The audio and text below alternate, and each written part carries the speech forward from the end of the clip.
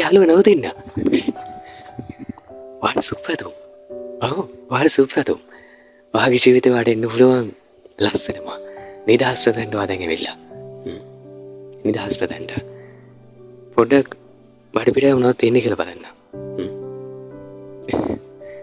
හරියට ඒ තැන්වල නිදහසක් තියෙනවද කියලා බලන්න. මේ ෆෝන් එක උඩ පල්ලයට යද්දී ඔයාලට කොහොමද දැනෙන්නේ කියලා කල්පනා කරලා බලන්න. ඇත්තටම අද මහන්සි දවසක් නේද? ඔයාලට ඒක තේරෙනවා. ඒක මටත් වගේ මොනින් පේනවා. මට කියන්න තියෙන්නේ දැන් ඔයා වෙනුවෙන් විවේකයක් දෙන්න. මේ මොහොත ඔයා වෙනුවෙන්. මට මතක් කරන්න ඕනේ දැන් ඔයා වෙනුවෙන් ජීවත් වෙන්න. පොඩ්ඩක් ඔයාගේ ශීතල කාලයක් දෙන්න. හරි. ලොකු හුස්මක් ගන්න. හරි මාත් එක්ක.